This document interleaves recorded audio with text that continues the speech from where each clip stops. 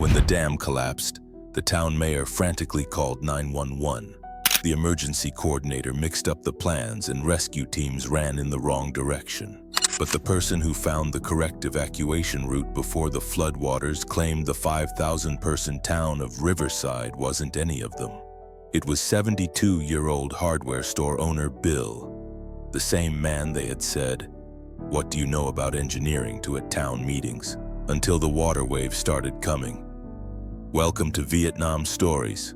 Before we begin this powerful dam crisis and hidden expertise story, could you tell us in the comments which city you're watching this video from? And if you believe stories like this need to be heard, please hit that subscribe button and help us keep these voices alive. Riverside was a small town considered the heart of Colorado, established in the Green River Valley, a peaceful community of 5,000 people. On Main Street, there were old-style shops, small cafes, a place where everyone knew each other. 2 miles above the town stood the Green River Dam, built in 1975. It had been there for 49 years. No one questioned its safety. In the middle of Main Street was a small hardware store, Peterson Hardware, serving since 1978. Its owner, Bill Peterson, was 72 years old and had been running the same store for 45 years. He would open at 7 every morning and close at 6 in the evening. He sold screws, nails, paint, garden tools. He was reliable to the townspeople, but an ordinary man. Bill had never married, had no children.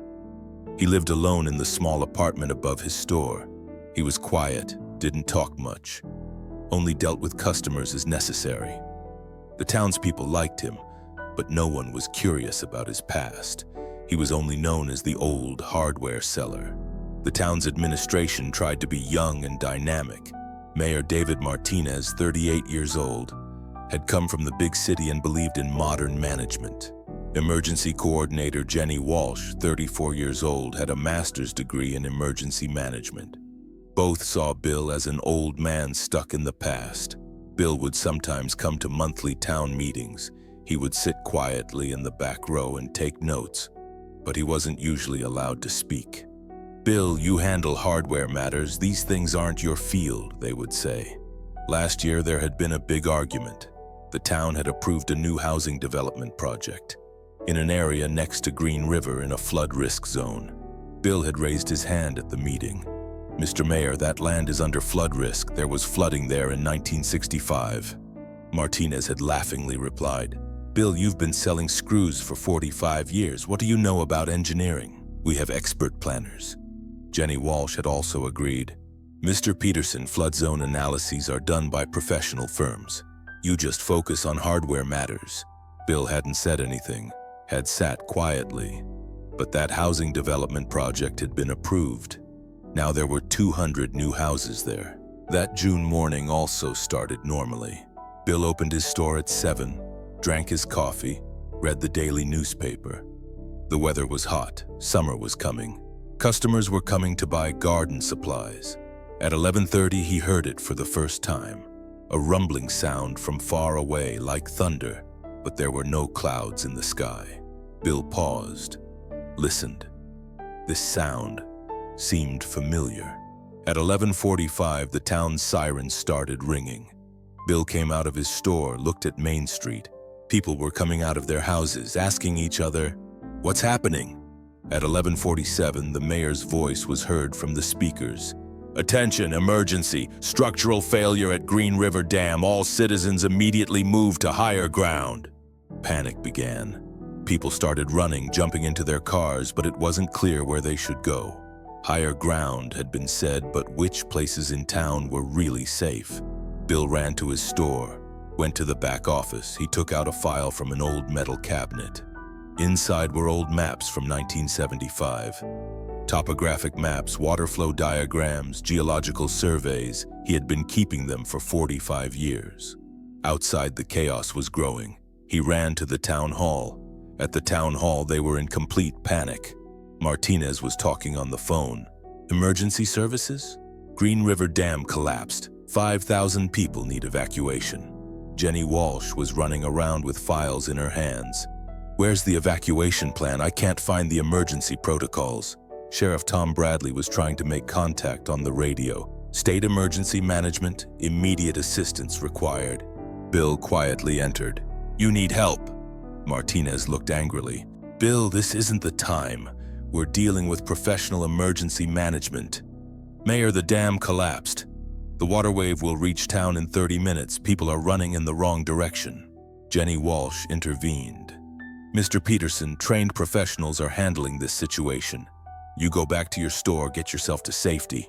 Bill put his file on the table. I've known this town for 45 years. I know its topography, water flow routes, every inch of land. Martinez got angry. Bill, you're a hardware seller. You're not an emergency management expert. Get out. At that moment, a loud noise came. Looking out the window, a giant wall of water could be seen in the distance. 50 feet high, like a tsunami dragging trees and cars. Jenny Walsh screamed, "Oh my God, how much time do we have?" Sheriff Bradley shouted from the radio, "All units, water wave approaching, estimated 25 minutes to town center." Martinez was in panic. What are we going to do? Where will we tell people to go? Bill spoke in a calm voice. Mayor, listen to me. Miller Road isn't safe. Those running there will be caught in the flood. Riverside Elementary is also unsafe. The children there... You shut up, shouted Martinez. The professional help is coming. But professional help was 2 hours away. The water wave was coming in 20 minutes. Bill opened his file, took out the 1975 topographic map. Look, this is Green River's natural flow direction. When the dam collapses, water will come through this valley, completely covering downtown. Main Street will be 15 feet underwater. Everyone looked at the map. Bill continued. But Hill Road is safe. Oak Avenue is also safe. And most importantly, Jenny Walsh interrupted. How do you know these things? These are just assumptions. Bill stopped. He had to reveal a truth he hadn't told anyone for 50 years. Because I was on the team that designed this dam, he said quietly. Silence. Everyone looked at him. 1973-1975, Army Corps of Engineers, Lieutenant William Peterson. I was the structural engineer of the Green River Dam project. Martinez's mouth fell open. You're an engineer? Civil engineer. West Point graduate. I served 22 years in the Army Corps of Engineers. Flood control, dam construction, hydraulic engineering. Bill showed the map. I designed this dam. Jenny Walsh asked in astonishment. Why did you never say anything? Because when I returned from Vietnam in 1975, nobody wanted to hear about it. Talking about military background wasn't well received. I found work, decided to live quietly. Sheriff Bradley asked curiously, So what should we do now? Bill leaned over the map, started drawing routes with a red pen. First, we need to evacuate downtown. The main water flow will pass through here. Direct everyone on Miller Road to the hill. Martinez hesitated. But you're just hardware. Mayor, Sheriff Bradley interrupted. Water is coming. We have 15 minutes, no professional help. Let's listen to this man. Bill continued marking on the map. The children at Riverside Elementary are in danger. The school building is in the flood path. They should be transferred to Oak Ridge Elementary immediately. Jenny Walsh picked up the phone. I'm calling the school principal, giving transfer orders. Direct the people at the shopping center to the Walmart parking lot. That's 20 feet higher, safe. Martinez took the radio. All units, new evacuation orders? Bill took out a new map. Do you remember the 1965 flood? Same pattern, but 10 times bigger. The trailer park will be completely underwater. We need to get those 300 people out immediately. Sheriff Bradley gave orders to his teams. Unit 3, trailer park, immediate evacuation. Within 10 minutes, the map Bill had drawn was being implemented throughout the town. People started running in the right directions. At 12:15, the water wave reached the edge of town. As Bill had calculated, the main water flow hit downtown. Main Street was completely underwater. But people were in safe high places, stores, restaurants, the town hall were underwater. But there was no loss of life, because Bill had marked the right places. Water covered the town for 2 hours, then it slowly began to recede. People started coming down from safe places. In the evening, damage assessment was being done. 400 buildings were damaged, infrastructure collapsed, but no one had died. Only 3 people were injured. When the state emergency management team arrived, they were surprised. How is 0 casualties possible in such a big flood? Sheriff Bradley pointed to Bill. Thanks to this man, he made the evacuation plan. The emergency coordinator asked, "Who are you? Which agency?" "I'm just a local hardware store owner," said Bill. "But I used to be an engineer." "An engineer? Which company?" Coordinator asked. "Army Corps of Engineers. I had designed this dam." Everyone was surprised. The state coordinator. "You're the designer of this dam? Why didn't you alert about structural problems earlier?" Bill sadly replied, "I had been giving warnings at town meetings for 3 years. But they said, 'What does the hardware seller know?'" Martinez was ashamed. "Bill, I'm sorry, I didn't know." "Mayor, no problem. What matters is that people are safe." Jenny Walsh came crying. "Mr. Peterson, if we had listened to you, many things would have been different." "It's in the past. Now we need to rebuild the town." The next day, the local newspaper headlined, "Hardware store owner saves 5,000 lives." Former Army engineer had designed dam he predicted would fail. But what really changed was the town's perspective. State Emergency Management hired Bill as a consultant. They invited him to the Colorado Dam Safety Committee. They called him as an expert witness to the federal investigation. At town meetings, he now sat in the front row. They listened to his ideas. Nothing was done on infrastructure projects without getting his approval. Martinez visited him.